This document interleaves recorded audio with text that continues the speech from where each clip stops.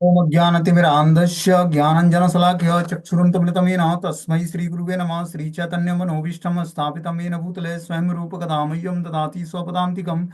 वन्देऽहं श्रीगुरु श्रीयुतपदकमलं श्रीगुरून् वैष्णवाचं श्रीरूपं साग्रजातं सगणरघुनाथान्वितं तं सजीवं साद्वैतं सावधूतं परिजनसहितं कृष्णचैतन्यदेवं श्रीराधाकृष्णपादान् सगणललिता श्रीविशाखान्विताश्च नित्यानंदम नमस्तुभ्यं प्रेमानंदप्रदायते कलहुकल्मषस्य नाशाय जानवीपतये नमः। नमो महावदन्याय कृष्णप्रेमप्रदायते कृष्णाय कृष्णचैतन्य नामिने गौरद्विषे नमः। अनर्पितचरिचिरात् करुणावतीर्णौ कलौ समर्पित उन्नत उज्ज्वल रस स्वभक्ति श्रियं हरिपुरट सुंदर गुतकदम्ब संदीपितं सदा हृदय कंदरे स्फुरतु सच्चिनंदनम। संसार दुःख जलदो पतितस्य कामा क्रोधादीन क्रम करे कवलीकृतस्य दुर्वासना निकटितस्य निराश्रियस्य चैतन्य चंद्र मम देहि पदावलंबम्। चैतन्य चंद्र मम हृदय कुमुदम विकास्यम हृदय विधेहि निज चिंतन भृंगरंगे किंचापराध तिमिर निविड्य विधूयम पादामृतम सदय पायत दुर्गतम मम दुर्गतम माम आजानुलंबित भुजो कनकावदातो संकीर्तनेक पितरो कमलायताक्षो विश्वम्बरो द्विजवरो धर्मपालो वंदे जगत प्रिय करो करुणावतारो। नमस्त्रैकाल सत्याय जगन्नाथाय सुताय च सवृत्ताय सपुत्राय सकलत्राय ते नमः। अवतीर्णो साकरुण्यो परिचिन्नो सदीश्वर श्रीकृष्ण चैतन्य नित्यानंदो द्वय भ्रातरम भजे स जयति विशुद्ध विक्रमं कनकाभ्यं कमलायते क्षणं वर्जानुनं विलंबितं खड़भुज बहुधा भक्ति रसाभिनर्तकम्। जयति जयतु देवो कृष्ण चैतन्य चंद्रो जयति जयतु कीर्तितस्य नित्यापवित्रम जयति जयतु वृत्तस्य विश्वेश्वमूर्ते जयति जयतु नृत्य तस्वरूप सर्वप्रियाणाम। पंचतत्वात्मकं कृष्णं भक्तरूपस्वरूपकं भक्तावतारं भक्ताख्यं नमामि भक्तिशक्तिकं। हे कृष्ण जय श्री कृष्ण चैतन्य प्रभु नित्यानंद श्री अद्वैत गदाधर श्रीवासादि श्री गौर भक्तवृंद। हरे कृष्ण कृष्ण कृष्ण हरे हरे हरे राम राम राम हरे हरे। तो इसमें आज हम लोग को आदि लीला आदि खंड श्रीमद् चैतन्य भागवत द्वितीय अध्याय और श्लोक संख्या 177 में पढ़ना है। बोलते हैं सर्वलीला लावण्य वेदग्धिकारी संगे कृष्ण रूपे बिहर गोकुल बहुरंगे। समस्त लीला माधुरी और लावण्य वेदग्ध रस को साथ लेकर श्री कृष्ण रूप में आप गोकुल में अनेक लीलाएं करते हैं। भगवान गोकुल में गोकुल धाम में जो वृंदावन में है उसमें भगवान क्या करते हैं, समस्त लीला माधुरी को धारण करके लावण्य वेदग्ध रस, लावण्य मतलब भगवान का जो लावण्य रूप है, लावण्य रूप मतलब कैसोरी रूप, उस रूप को धारण करके उस रसों के साथ श्री कृष्ण क्या करते हैं, गोकुल में अनेक लीलाएं संपन्न करते हैं। समस्त अवतारों की लीलाओं के अंतर्भुक्त करके अखिल सौंदर्य और वेदग्ध रसमय कृष्ण का गोकुल विहार की ही पूर्णतमता को ज्ञापित करता है। जो भगवान की ये अखिल सौंदर्य और वेदग्ध रसमय कृष्ण का गोकुल विहार है, वो पूर्णता का प्रतीक है। मतलब भगवान की उसमें जो लीलाएं संपन्न होती हैं वो पूर्ण लीलाएं होती हैं। यही अवतारे भागवत रूपधरी कीर्तना करीबे सर्वशक्ति परचारी। बोलते हैं और इस अवतार में भक्त रूप धारण करके आप सर्वशक्तिमान सर्व शक्तियों के साथ कीर्तन का प्रचार करेंगे। भगवान चैतन्य महाप्रभु के रूप को धारण करके भगवान क्या करेंगे, भक्त रूप धारण करेंगे इस अवतार में और सर्व शक्तियों के साथ कीर्तन का प्रचार करेंगे। भगवान कृष्ण ने क्या किया, अखिल सौंदर्य और वैदग्ध रस कृष्ण गोकुल विहार की पूर्णतमा को ज्ञापित किया। उन्होंने गोकुल में लीलाएं संपन्न की, लेकिन भगवान चैतन्य महाप्रभु क्या करेंगे, वो अखिल सौंदर्य और वैदग्ध रस का उद्घाटन नहीं करेंगे, क्या करेंगे, कीर्तन रस का प्रचार करेंगे। सर्व शक्तियों को धारण करके भक्त रूप धारण करके और क्या करेंगे, कीर्तन का प्रचार करेंगे। गौर अवतार में आप भक्त रूप में 5 प्रकार की नित्य सेवा के प्रचार द्वारा कीर्तन करेंगे। यहाँ पर 5 प्रकार की नित्य सेवा करके चैतन्य महाप्रभु का अवतार, ये गौर अवतार जो है, ये कीर्तन के रूप में भगवान के नाम का प्रचार करेंगे। संकीर्तना पूर्व हेवे सकल संसार घरे घरे हेवे प्रेम भक्ति प्रचार। उस समय सारा संसार संकीर्तन से पूर्ण होगा और घर घर में प्रेम भक्ति का प्रचार होगा। जब महाप्रभु गौरांग देव का प्राकट्य होगा उस समय सारा संसार संकीर्तन से पूर्ण हो जाएगा और क्या होगा, घर घर में प्रेम भक्ति का प्रचार शुरू हो जाएगा। बोलते हैं कि देवताओं के सत्व में श्री गौरांग अवतार की लीला सुंदर रूप से वर्णित हुई है। सारा जगत कृष्ण के सम्यक कीर्तन से पूर्ण सुख प्राप्त करेगा। उस समय प्रत्येक घर में ही भगवत प्रेम सेवा की कथा प्रचारित होगी। जब भगवान गौरांग महाप्रभु का प्राकट्य होगा, बताते हैं कि देवताओं के सत्व में, देवता जो सत्व करते हैं भगवान गौरांग महाप्रभु की लीला का गुणगान करते हैं, उसमें बता रहे हैं कि गौरा अवतार में की लीलाओं में सुंदर रूप से वर्णित हुआ है सारा जगत कृष्ण के सम्यक कीर्तन से पूर्ण सुख प्राप्त करेगा। जब महाप्रभु प्रकट होंगे तो उस समय सारे जगत में कृष्ण नाम का कीर्तन शुरू होगा और सारे लोग उससे सुख प्राप्त करेंगे। उस समय प्रत्येक घर में भगवत प्रेम सेवा की कथा प्रचारित होगी। भगवान की सेवा कैसे करनी है इसकी कथा प्रचारित होगी प्रत्येक घरों में, जिसके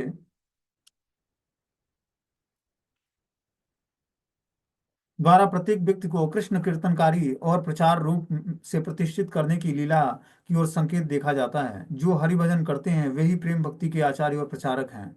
हरि भजन के कृत्रिम अनुकरण द्वारा यथार्थ प्रचार नहीं होता है, क्योंकि वह आचार नहीं है। देखो, हमें प्रचार करना है तो क्या करना पड़ेगा? पहले हरि भजन करना पड़ेगा, भगवान के नाम का जप करना पड़ेगा, कीर्तन करना पड़ेगा। बोलते हैं कि जो है प्रत्येक व्यक्ति को कृष्ण कीर्तनकारी और प्रचार रूप में प्रतिष्ठित करने की लीला की ओर संकेत देखा जाता है। महाप्रभु गौरांग का प्राकट्य का मतलब है कि प्रत्येक व्यक्ति कीर्तन से जुड़े और वो आगे जाकर प्रचारक बने। हर व्यक्ति को प्रचार करना है भगवान के नाम का, भगवत गीता भागवतम का प्रचार करना है और हरि नाम का प्रचार करना है। यही महाप्रभु का मूवमेंट है। ठीक है ना? हम जिस मूवमेंट में हम लोग सभी लोग जुड़े हैं उसमें क्या करना है? कृष्ण कीर्तनकारी और प्रचार कार्य करना है। पहले कृष्ण कीर्तन करके कृष्ण कीर्तन का अधिकारी बन जाना है, अधिकार प्राप्त कर लेना महाप्रभु से। जब तक अधिकार प्राप्त नहीं होगा तब तक हम प्रचारक नहीं बन पाएंगे। ठीक है ना? तो अधिकार कौन देगा? भगवान चैतन्य महाप्रभु देंगे, गुरु देंगे, हमें राइट्स देंगे। उस राइट्स को प्राप्त करके ही व्यक्ति प्रचार कर सकता है। जब तक हमें अधिकार प्राप्त नहीं होगा, पावर शक्ति नहीं मिलेगी हमें गुरु परंपरा से, ठीक है ना, तब तक हम अच्छे प्रचारक नहीं होंगे। इसलिए बता रहे हैं कि प्रत्येक व्यक्ति को कृष्ण कीर्तनकारी और प्रचार रूप में प्रतिष्ठित करने की लीला की ओर संकेत देखा जाता है। जो हरि भजन करते हैं वे ही प्रेम भक्ति के आचार्य और प्रचारक हैं। बिना हरि भजन किए हुए हम प्रचारक नहीं बन सकते हैं। हरि भजन के कृत्रिम अनुकरण द्वारा यथार्थ प्रचार नहीं होता है, क्योंकि वह आचार नहीं है। अब व्यक्ति जो है कृत्रिम तरीके से प्रचार करेगा तो वो प्रचार सक्सेस नहीं होगा। प्रचार करने के लिए क्या करना पड़ेगा? पहले आचरण में उतारना पड़ेगा दिव्य ज्ञान को। जो शास्त्रों के माध्यम से जो हमें ज्ञान प्राप्त होता है उस ज्ञान को जब हम आचरण में उतारेंगे तब जाकर हम अच्छे प्रचारक बन पाएंगे। बोलते हैं कृष्ण सेवा के अनुसरणकारी दुसंगत विमुक्त सदाचार विशिष्ट भक्त ही प्रत्येक घर के प्राकृतिक रूप से प्रचार करने में समर्थ होता है। वही व्यक्ति प्रचार कर सकता है जो कृष्ण सेवा के अनुसरणकारी दुसंग मुक्त है, जो कृष्ण के अनुकूल कृष्ण सेवा के लिए जो अनुसरणकारी है उसको स्वीकार करता है और दुसंग से मुक्त रहता है। तो बहुत ही आवश्यक है प्रतिकूल से वर्जनम, अनुकूल से संकल्पम और प्रतिकूल से वर्जनम। दुसंग का जब तक व्यक्ति परित्याग नहीं करेगा, दुसंग क्या है? जो प्रजल्प है, जो भगवान से अलग सब्जेक्ट पे बातचीत करनी है वो प्रजल्प कहलाता है। उस दुसंग से हमें बचना है। ऐसे लोगों का संग नहीं करना है जो फालतू की बातें करते हैं, जो कृष्ण से सब्जेक्टेड बात नहीं होती है। ऐसे व्यक्ति से एसोसिएशन नहीं करना है। धीरे धीरे ऐसे एसोसिएशन का त्याग करना है हमें। तभी जाकर हमारी कृष्ण भक्ति सुरक्षित रहेगी, क्योंकि देखो ये जो है ना वाइब्रेशंस पे डिपेंड करता है। जैसे वाइब्रेशंस में हम रहेंगे उसी तरह की हमारी एक्टिविटी होगी, उसी तरह की थिंकिंग, उसी तरह की विलिंग और उसी तरह की थिंकिंग, सब कुछ उसी पे आधारित होता है। हमारे सोच पर, हमारी मेंटालिटी पर और हमारे एसोसिएशन पर। तो जब तक हम कृष्ण भावना भावित भक्तों का एसोसिएशन नहीं करेंगे तब तक ये नशा हमारे अंदर नहीं चढ़ेगा। जो कृष्ण भक्ति का नशा है ये तभी हमारे अंदर रहेगा जब हम भक्तों का संग करेंगे। नहीं तो धीरे धीरे हम इसमें डल पड़ जाएंगे। जैसे ही हम कथा कीर्तन से दूर होंगे, ठीक है ना, एसोसिएशन से दूर होंगे, वैसे ही हम ढीले पड़ जाएंगे भक्ति में। साधना भक्ति का मतलब है कि निरंतर अपने मन और बुद्धि को साध के भगवान के नाम रूप गुण लीला के स्मरण में लगाना है, श्रवण में लगाना है। तब जाकर हम निरंतर इस नशे को प्राप्त किए रहेंगे। जिस तरह एक शराबी व्यक्ति होता है, वो जब ड्रिंक करता है समूह में बैठकर तो उसको ज्यादा नशा चढ़ता है। ठीक है ना? अकेले पिएगा तो उतना नशा नहीं आएगा, लेकिन जब समूह में पीता है तो ज्यादा नशा आता है। उसी तरह जब ये कृष्ण भक्ति हमें करनी है तो हमें समूह एसोसिएशन बहुत इंपॉर्टेंट है, डिवोटी एसोसिएशन। जब तक हम डिवोटी एसोसिएशन नहीं करेंगे, भक्तों का संग नहीं करेंगे, तब तक वो नशा हमारे ऊपर नहीं चढ़ेगा। इसीलिए आवश्यक है क्या करना? भक्तों के संग में कथा कीर्तन करना, प्रसाद ग्रहण करना, धाम का दर्शन करना। तो जब हम भक्तों के संग में ये सारी एक्टिविटी करते हैं तो क्या होता है? हमारे ऊपर वो एनर्जी बनी रहती है। जो एनर्जी चाहिए हमें आध्यात्मिक रास्ते पर चलने के लिए, वो एनर्जी भक्तों के संग में मिलती है हमें।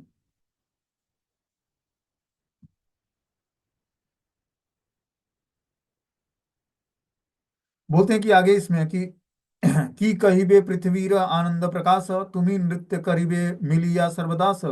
और जब आप अपने सब भक्तों के साथ मिलकर नृत्य करेंगे उस समय पृथ्वी कितनी आनंद प्रकट करेगी, उसका हम क्या कहें। जब इस पृथ्वी पर भगवान के नाम का संकीर्तन होता है, भक्त लोग जो है नृत्य करते हैं आनंद में आकर, तो पृथ्वी बहुत ही आनंदित होती है उससे।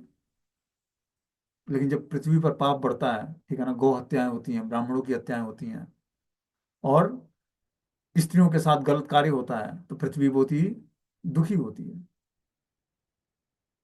जब भगवान के नाम का कीर्तन होता है, भक्तों के साथ मिलकर नृत्य करते हैं सब भक्त लोग, तो पृथ्वी की कितनी आनंद प्रकट करेगी, उसका हम क्या कहें।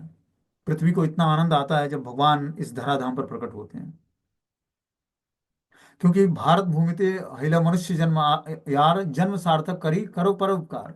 ये अगर जो व्यक्ति का भारत भूमि में जन्म हुआ है तो बहुत ही पुण्यवान व्यक्ति है, जो भारत भूमि में जन्म लिया है। क्योंकि इसी भूमि पर भगवान राम और कृष्ण का अवतार होता है। तो जीवन सार्थक करी करो पर उपकार, पहले अपने पर उपकार करिए, आप भगवान की भक्ति से जुड़िए, और फिर दूसरे पर भी उपकार करिए, दूसरे को भी प्रचार करके भगवान की भक्ति से जोड़िए। तभी जाकर वास्तविक मंगल होगा हम सबका। ठीक है ना। तो अपनी एनर्जी को, जो हमारे पास एनर्जी है उसको वेस्ट ना करें, उसको क्या करें, भगवान की भक्ति में लगाएं। जो आध्यात्मिक ऊर्जा उत्पन्न होती है अध्यात्म के रास्ते पर चलने से, उसको हमें प्रचार में लगाना है, न कि किसी के अमंगल कार्यों में। जो भी हमें नाम जप से, कथाओं के श्रवण से, भगवान के भक्तों के साथ एसोसिएशन से, प्रसाद खाने से जो हमें आध्यात्मिक एनर्जी मिलती है, उस एनर्जी का उपयोग क्या करना है, भगवान के नाम के प्रचार में लगाना है। उनको भी हम भक्त बनाएं, उनको भी हम चाहें कि वो भी भगवान की भक्ति से जुड़े, गुरु से जुड़े, प्रमाणिक संस्था में दीक्षा स्वीकार करें और हरि नाम का जप करें। ये उस जीवात्मा का वास्तविक मंगल है। आपने उसको वास्तविक मंगल के रास्ते पर चलाना शुरू कर दिया। आप उसको कुछ धन दे देते हो, जॉब लगवा देते हो, कोई और फैसिलिटी देते हो, उससे कुछ नहीं होने वाला है। वो तो और संसार में फंस जाएगा बेचारा। उसको भगवान की भक्ति से जोड़ देते हो, हरि नाम जपने के लिए उसको प्रेशराइज करते हो कि बेटा तू हरि नाम से जुड़ जा किसी तरह से। भगवान का प्रसाद खाने लगा, एकादशी व्रत रखने लगा, कथाओं का श्रवण करने लगा, उसका वास्तविक मंगल शुरू हो गया आपके बिहाफ पर। वो जो भक्ति करेगा कुछ अंश आपको भी भगवान उस गिफ्ट रूप में दे, क्योंकि इसके बिहाफ पे जुड़ा है वो। इसलिए हमें क्या करना चाहिए, जहां भी देखे जा रे देखा तारे कहा कृष्ण उपदेश। महाप्रभु का यही उपदेश है कि जा रे देखा तारे कहा कृष्ण उपदेश, जिसको देखो उसी से कृष्ण का उपदेश कहो। भगवान ने जो भगवत गीता और भागवतम के माध्यम से जो उपदेश दिया है, उसी को लोगों को बताना है, न कि चुप रहना है। जो बहुमूल्य धन धन हमें मिला, उस बहुमूल्य धन को वितरित करना है, सभी लोगों को मिलना चाहिए। तो जो कृष्ण का धन है, जो बहुमूल्य धन है ये भक्ति का, इसको सबको वितरित करनी है। तो वितरण करने के लिए योग्यता क्या होनी चाहिए, कि आचार ही प्रचार है। पहले हमें अपने अंदर आचरण को शुद्ध करना पड़ेगा। आपका आचरण, आपकी उपस्थिति ही दूसरे को प्रचारित कर देगी, आपका व्यवहार ही दूसरे को आकर्षित बना देगा। समझ रहे बात को। प्रचार करने का कोई अलग मेथड नहीं है कि आप बहुत अच्छा बोल लेते हो या बहुत अच्छा संगीत गा लेते हो, इससे प्रचार तो होता है। लेकिन उससे ज्यादा प्रचार होता है आपके अंदर purity. Purity is a force. Purity क्या करती है, व्यक्ति को मजबूर कर देती है आपकी तरफ आकर्षित होने के लिए। हम देखते हैं कि बहुत सारे आचार्य हैं अपने संप्रदाय में, ओल्ड एज के होते हैं। शारीरिक रूप से आकर्षण नहीं है, लेकिन आध्यात्मिक रूप से आकर्षण बहुत है उनका। शारीरिक रूप से हो सकता है अचलस्थ हो, लेकिन आध्यात्मिक रूप से बहुत ही आकर्षित होते हैं, आकर्षक होते हैं, क्योंकि हृदय में भगवान कृष्ण का निवास है। तो जब हृदय में राधा कृष्ण का निवास स्थान बन जाएगा, तो व्यक्ति न चाहते हुए भी सबके लिए आकर्षण का केंद्र बन जाएगा वो। अब बहुत सारे एग्जाम्पल हैं। तो हमें क्या करना है, धीरे धीरे अपने हृदय को जो है राधा कृष्ण के निवास स्थान बनाना है, जिसमें राधा कृष्ण निवास स्थान बन जाए और वहां पर वो केली कर सकें, नृत्य कर सकें, गा सकें, भगवान विश्राम कर सकें। ऐसी जब हृदय की स्थिति होगी, तब जाकर धीरे धीरे जो है हम भगवान से जुड़ पाएंगे। ठीक है ना। आगे बता रहे हैं कि इसमें की कहिबे पृथ्वीरा आनंद प्रकाश, तुम्ही नृत्य करिबे मिलिया सर्वदास। और जब आप अपने सब भक्तों के साथ मिलकर नृत्य करेंगे उस समय पृथ्वी कितनी आनंद प्रकट करेगी, उसका हम क्या कहें। ये तुम्हारा पाद पद्म नित्य ध्यान करे, ता सवार प्रभाव ये अमंगल हरे। जो आपके पाद पद्म का निरंतर ध्यान करते हैं उन सबके प्रभाव से ही अमंगल दूर हो जाता है। जब व्यक्ति क्या करता है, भगवान श्री चैतन्य महाप्रभु के पाद पद्मों का ध्यान करता है तो उसका सारा अमंगल दूर हो जाता है। जितने भी अमंगलकारी वस्तुएं हैं, बस महाप्रभु चैतन्य देव के चरणों का ध्यान करने से नष्ट हो जाता है। चरणों का ध्यान कैसे होगा? जब हम हरि नाम का जप करेंगे, धीरे धीरे भगवान श्री चैतन्य महाप्रभु के चरणों का दर्शन होगा हमें। क्योंकि नाम ही सब कुछ, भगवान का नाम ही रूप गुण लीला धाम सब कुछ प्रकट कर देगा।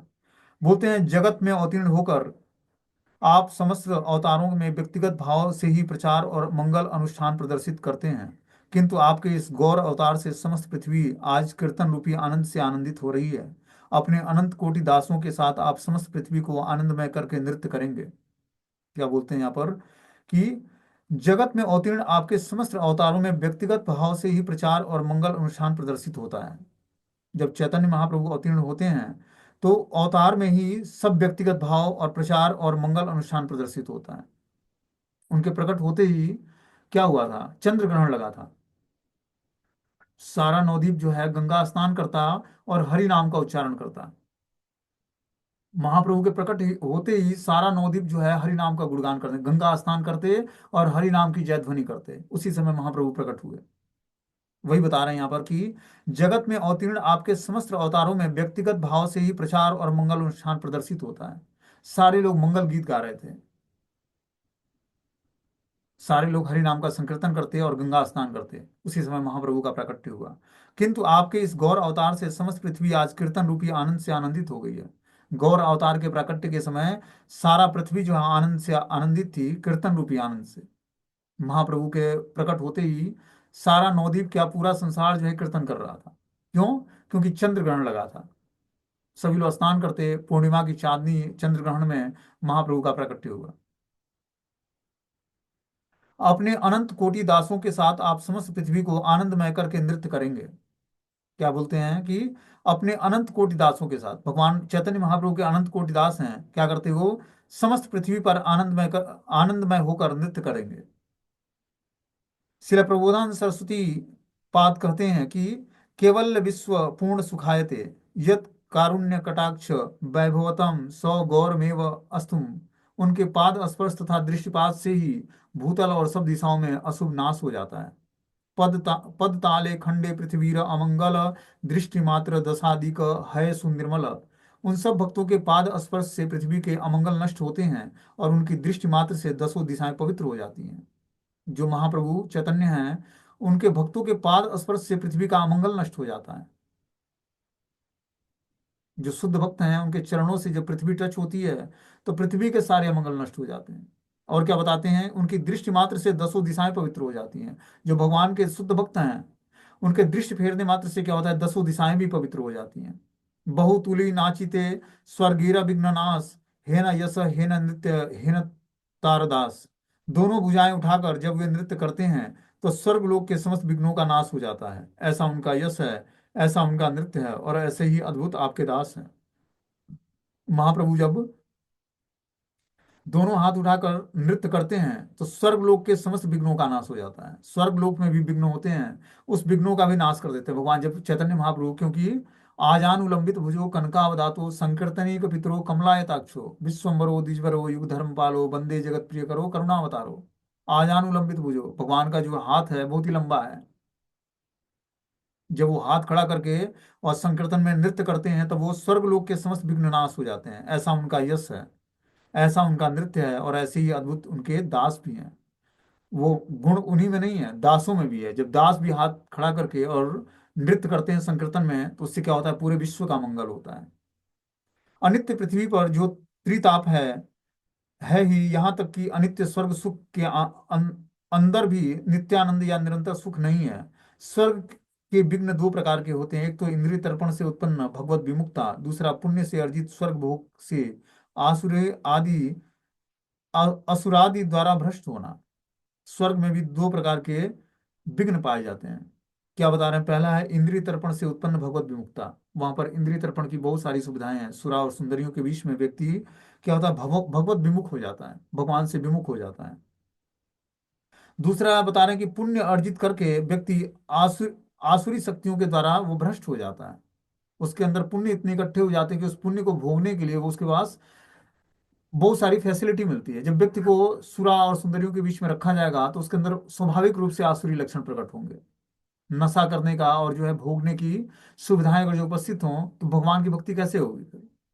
वही स्वर्ग में फैसिलिटी मिलती है। वहां पर अप्सराएं होती हैं और नशा का बहुत सारा साधन होता है। उसके बीच में भगवान की भक्ति नहीं होती है। वही बता रहे हैं कि वहां पर भी दो प्रकार के ये विघ्न हैं। पहला है इंद्रिय तर्पण से उत्पन्न भगवत विमुक्ता, दूसरा है पुण्य से अर्जित स्वर्ग भोग से आसुरी शक्तियों को धारण करके व्यक्ति भ्रष्ट हो जाता है। जिस समय स्वर्गवासी देवगण विष्णु सेवा के आनंद से दोनों भुजाएं उठाकर नृत्य करते हैं, तब पतनशील नश्वर स्वर्ग को हेकत्व नहीं रहता। देवता तुल्य चरित्र लेकिन निष्काम इस प्रकार कृष्ण भक्त ही दोनों भुजाएं उठाकर नृत्य करते हैं। भगवान की कीर्ति निष्कलंक और अमोद दया प्रदान करने वाली है। जब हम भगवान की भक्ति करते हैं और खासकर जब दोनों हाथ खड़ा करके और संकीर्तन में नृत्य करते हैं, तो क्या बता रहे हैं यहाँ पर कि कृष्ण भक्ति ही दोनों भुजाएं उठाकर नृत्य करते हैं। भगवान की कीर्ति निष्कलंक है और अमोद दया है प्रदान करने वाली है। कैसी दया? अमोद दया, ऐसी दया जो कभी नष्ट न होने वाली है। ऐसी दया प्रदान करते हैं भगवान चैतन्य महाप्रभु, प्रदर्शित करते हैं अपने भक्तों पर। और कीर्ति निष्कलंक, निष्कलंक कीर्ति का व्याख्या क्या करते हैं? वितरण करते हैं।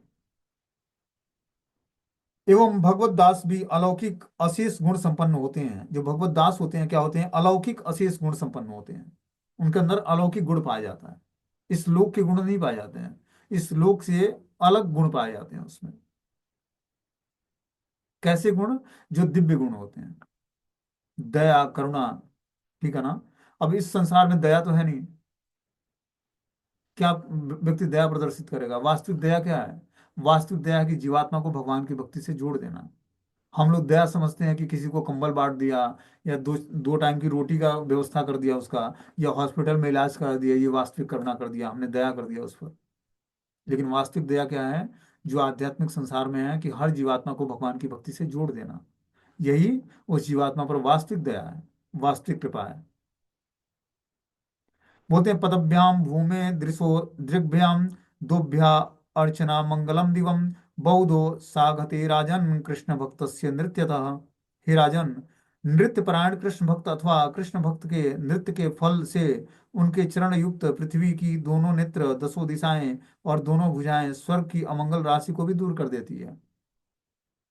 जो यहाँ पर बता रहे हैं कि हे राजन, भगवत नाम में नृत्य परायण कृष्ण भक्त, जो भगवत नाम के कीर्तन में जो नृत्य परायण कृष्ण भक्त हैं, अथवा कृष्ण भक्त के नृत्य के फल से उसके चरण युगल पृथ्वी और दोनों नेत्रों से दसों दिशाएं और दोनों भुजाएं से स्वर्ग के अमंगल राशि दूर हो जाते हैं। जब व्यक्ति क्या करता है? नृत्य परायण होकर कृष्ण भक्त नृत्य करता है, तो उसके फल से उसके चरण युगल पृथ्वी के सारे पाप नष्ट हो जाते हैं। जहां जहां वो पैर रखता है वहां की पृथ्वी जो है पवित्र हो जाती है। और दोनों नेत्रों से जो दृष्टि निकलती है उससे दसों दिशाएं पवित्र हो जाती हैं। दोनों भुजाएं स्वर्ग की सारी अमंगल राशि को दूर कर देती है। जब वो दोनों हाथ खड़ा करके आकाश की तरफ और नृत्य करता है तो उससे क्या होता है? स्वर्ग की अमंगल राशि दूर हो जाती है। हम लोग देखते हैं कि संकीर्तन होता है तो सारे भक्त लोग क्या करते हैं? हाथ खड़ा कर देते हैं। हाथ खड़ा करके, हाथ खड़ा करने का एक उद्देश्य है भगवान को समर्पित हो जाना। दूसरा यहाँ पर उद्देश्य बता रहे हैं कि स्वर्ग के सारे मंगल राशि नष्ट हो जाती है उससे। जब शुद्ध भक्त, जब सारे भक्त लोग हाथ खड़ा करके भगवान के सामने नृत्य करते हैं तो स्वर्ग का सारा मंगल दूर हो जाता है। पृथ्वी का तो अमंगल उनके चरणों से बस पड़ने मात्र से नष्ट हो जाता है। सारी पृथ्वी पवित्र हो जाती है भक्तों के चरणों के धूलि मात्र से। बोलते हैं कि से प्रभु आपने तुम्ही साक्षात हिला करीबा कीर्तन प्रेम भक्ति गोष्ठी लीला। अब प्रभु स्वयं प्रकट होकर अपनी भक्त मंडली के साथ प्रेम पूर्वक कीर्तन करेंगे। ए महिमा प्रभु वर्णि बारकार शक्ति, तुम्ही बिलाई व वेद गोप्य विष्णु भक्ति। हे प्रभु, आपकी महिमा वर्णन करने की किस में शक्ति है? आप प्रपंच में अवतीर्ण होकर वेद गोप्य श्री विष्णु भक्ति वितरित करोगे। क्या बोलते हैं यहाँ पर कृष्ण वृंदावन दास ठाकुर की आपकी महिमा वर्णन करने में किसकी शक्ति है? चैतन्य महाप्रभु का वर्णन की शक्तियों का वर्णन कौन कर सकता है? आप इस प्रपंच संसार में अवतीर्ण होकर वेद गोप्य श्री विष्णु भक्ति को वितरित करोगे। चैतन्य महाप्रभु का प्राकट्य इसीलिए हुआ था कि वो इस प्रपंच संसार में, जो ये प्रपंचिक संसार है, इसमें अवतीर्ण होकर भगवान क्या करते हैं, विष्णु भक्ति का वितरण करते हैं, कृष्ण भक्ति का वितरण करते हैं। सबको महाप्रभु प्रेम प्रदान करते हैं। नमो महावदन्याय कृष्ण प्रेम प्रदायते कृष्णाय कृष्ण चैतन्य नामने गौरद्विषे नमः। वदान्यता के साथ सबको कृष्ण प्रेम प्रदान करते हैं। योग्यता है या नहीं है ये नहीं ध्यान देते, सबको क्या करते हैं, नाम से जोड़ देते हैं, सबको नाम प्रदान करते हैं, भगवान कृष्ण का प्रेम प्रदान करते हैं। इसीलिए उनको महावदन्याय बताया गया है। बोलते हैं, हे प्रभु गौर सुंदर, आप स्वयं रूप ब्रजेंद्र नंदन से अभिन्न गौर रूप हैं। आप अपने नित्य परिकरों के साथ इस भौतिक संसार में अवतीर्ण होकर कीर्तन द्वारा प्रेम भक्ति प्रचार लीला दिखाएंगे। आपकी महिमा वर्णन करने की शक्ति देव मानव आदि किसी में भी नहीं है। देव मानव आदि का ज्ञान भोग परायण और वेद में गुण भाव से संरक्षित लेकिन अप्रकाशित शुद्ध कृष्ण सेवा रूपी चरम कल्याण वितरण कार्य आपके इस गौर अवतार में ही संभव है। भगवान श्री गौरांग महाप्रभु का जो अवतार है, इसी अवतार में ये कृष्ण सेवा रूपी चरम कल्याण वितरण कार्य भगवान गौरांग महाप्रभु के अवतार में होता है। जो ये कृष्ण भक्ति का सेवा का जो चरम कल्याण कार्य है, इसको क्या करते हैं, महाप्रभु वितरित करते हैं। बोलते हैं, देव मानव आदि का ज्ञान भोग परायण और वेद के गुण भाव से संरक्षित रहता है। हम सभी का जो ज्ञान है वो भोग परायण है, अभी भक्ति परायण नहीं है। इस भोग परायण बुद्धि को ही भक्ति परायण करनी है। जो हमारी बुद्धि भोग में लगी है, हर चीजों को हम अपनी सेवा में लगाना चाहते हैं। जब हमें जो खाने की इच्छा होती है वही हम कृष्ण को भोग लगाते हैं। जो पहनने की इच्छा होती है, चलो इच्छा किया तो भगवान को भी ऑफरिंग कर देते हैं। ठीक है ना। तो क्या हुआ, हर चीजों को हम अपने भोग में लगाना चाहते हैं। लेकिन जब यही भोग बुद्धि भक्ति बुद्धि में बदल जाएगी तो क्या होगा, हर वस्तु को भगवान की, कि भगवान को क्या पसंद है वही भगवान को भोग लगाना है जी। वो स्वीकार करेंगे, उसको हम प्रसाद के रूप में स्वीकार करेंगे। जैसे मान लो कि किसी के घर में डीटी वर्शिप होती है, भगवान के शिव विग्रहों की सेवा होती है, तो मौसम में जो ताजे फल आते हैं पहले उनको ले आकर भगवान को ऑफरिंग करनी चाहिए, कि कृष्ण को ये फल पहले ऑफरिंग होगा, फिर हम लोग इसको चखेंगे प्रसाद के रूप में। न कि मान लो कि टेस्ट, आम का फल आया सीजन में, गर्मियों के सीजन में आम आता है, तो अपने भोग के लिए नहीं लाना है। पहला आम आया तो घर में आया तो पहले भगवान कृष्ण को भोग लगाना है जी, फिर उसको प्रसाद के रूप में स्वीकार करना। हर वस्तु जो है भगवान से जोड़ देनी है, यही भक्ति योग है। भक्ति योग, योग मतलब जोड़ना, भक्ति मतलब भगवान से, भगवान से हर वस्तु को जोड़ना ही भक्ति योग है। तो हर वस्तु, हर व्यक्ति, हर चीजों को भगवान से जोड़ देना है, वो भक्ति बन जाएगी। छोड़ना कुछ नहीं है इस रास्ते पर, क्या करना है, सबको जोड़ देना है भगवान से। जोड़ते ही उसके अंदर पवित्रता आ जाएगी, वो अपने वास्तविक स्वरूप में आ जाएगा। वो उसके सारे जो है अवरोध नष्ट हो जाएंगे, वो जो उसके हानिकारक पदार्थ हैं वो समाप्त हो जाएंगे, और हर तरफ से मंगलकारी हो जाएगा। किस लिए मंगलकारी होगा, क्योंकि हमने उससे, उसको कृष्ण से जोड़ दिया। तो हर वस्तु को, हर व्यक्ति को, हर चीजों को भगवान से जोड़ देना है, तो वो व्यक्ति, वस्तु, स्थान सब कुछ मंगलकारी हो जाएगा। वही यहाँ पर बता रहे हैं कि कृष्ण सेवा रूपी चरम कल्याण वितरण कार्य आपके इस गौर अवतार में ही संभव है। श्री दामोदर स्वरूप गोस्वामी प्रभु अपने रचित कड़छा में कहते हैं कि अनर्पित चरिचिरात करुणावतीर्णो कलौ समर्पित उन्नत उज्ज्वल रस स्वभक्ति श्रियम हरिपुरट सुंदर भूतिकदम्ब संदीपितम सदा हृदय कंदरे स्मृतवस चिनंदनम। मुक्ति दिया ये भक्ति राखय गोप्य करी आमी सबे ये निर्मित अभिलाष करी। मुक्ति देकर जिस भक्ति का को आप छिपा कर रखते हैं, हम सभी उसके भी अभिलाषी हैं। भगवान मुक्ति बहुत ही आराम से दे देते हैं, और जो कोई भक्ति करता है तो मुक्ति तो दासी बन के उसके दरवाजे पर खड़ी हो जाती है, आइए हमें आप स्वीकार करिए। मुक्ति मतलब समस्त पाप कर्मों से व्यक्ति छुटकारा प्राप्त कर लेता है। यूं ही बस कृष्ण का एक नाम उसको समस्त पापों से छुटकारा दिलाने में समर्थ है। लेकिन कृष्ण भक्ति अपना जल्दी प्रदान नहीं करते हैं। भक्ति प्रदान करने के बाद तो कृष्ण बंध जाते हैं उसके प्रेम में। जैसे गोपियां भगवान को अपने प्रेम से बांध लिया, तो जब कृष्ण बोल को मक्खन खाने की इच्छा होती तो उन गोपियों के कहने पर नृत्य करना पड़ता भगवान को, कि हे लल्ला तू नृत्य करेगा तब मैं तुझे माखन दूंगी। तो कृष्ण को नाचना पड़ता। जिसके घर में 9 लाख गायें हों, उसको गोपियों के सामने नृत्य करके माखन खाना पड़ता, उनके आदेश का पालन करना। इसीलिए कृष्ण जल्दी किसी को भक्ति प्रदान नहीं करते अपने। आपको भुक्ति मुक्ति सिद्धि सब कुछ प्रदान कर देंगे। लेकिन भक्ति प्रदान करना भगवान बहुत ही रेयर भक्तों को, बहुत ही जो सोच समझ के जो सुलझे भक्त हैं, जो आइडियल चरित्र के हैं, उन्हीं को भगवान भक्ति प्रदान करते हैं। क्योंकि एक बार भगवान भक्ति दे देते हैं, उसके बाद वो बच जाते हैं उसके प्रेम में। अर्जुन को भगवान अपने प्रेम से, अर्जुन ने भगवान को बांध लिया, सारे पांडवों ने। क्या बना? सारथी बन गए भगवान। बलि महाराज ने अपना सब कुछ भगवान को न्यौछावर कर दिया। भगवान बहुत ही प्रसन्न हो गए और बलि महाराज के द्वारपाल बन गए। भगवान ने उनको सुतल लोक का राजा बनाया, सब कुछ हरण करके उनका। और सुतल लोक का द्वारपाल की पदवी खुद स्वीकार कर लिया भगवान ने, कि हे बलि तू यहाँ पर रहेगा और मैं तेरी रखवाली करूंगा यहाँ पर। तो भगवान प्रेम से कोई भी सेवा, भगवान भी भक्तों की सेवा करना चाहते हैं। भगवान के धाम जाकर हमें कोई और राजसी ठाट नहीं मिलना है। वहां पर भी जाकर हमें भगवान की दासता ही स्वीकार करनी है, प्रेम भरी सेवा ही करनी है। यहाँ भी सेवा करनी है, वहां भी जाकर सेवा करनी है। जैसे हम देखते हैं भक्तों के समाज में क्या होता है, हर व्यक्ति चाहता है कि मैं इस भक्त की कुछ सेवा कर दूं। वहां ये नहीं होता कि सेवा लेना नहीं होता, सेवा करना होता है। स्वाभाविक रूप से हम भक्तों के समाज में देखते हैं कि एक भक्त जो है दूसरे भक्त की सेवा करना चाहता है। तो भगवान के धाम में भी जाकर भगवान भी चाहते हैं मैं अपने भक्तों की सेवा करूं। भगवान अपने को स्वामी नहीं मानते हैं, भगवान भी अपने भक्तों को दास, भक्तों का दास मानते हैं अपने को। वो चाहते हैं कि मैं भी भक्तों की सेवा करूं, और उनको उसी में आनंद आता है। जिस तरह भक्त को भगवान की सेवा में आनंद आता है, उसी तरह भगवान भी सोचते हैं कि मैं इस कुछ भक्त की सेवा कर दूं। इसीलिए भक्त जो है भगवान से कुछ मांगता नहीं है कि आप हमारी ये इच्छाएं पूरी कर दो। भगवान तो चाहते हैं कुछ मांगे और मैं उसकी इच्छाओं को पूरा करूं। लेकिन भगवान से हमें कोई भी चीज नहीं मांगनी। राखबो मारबो जो इच्छा तुम्हारा, नित्य दास प्रति तुम्हारा अधिकार।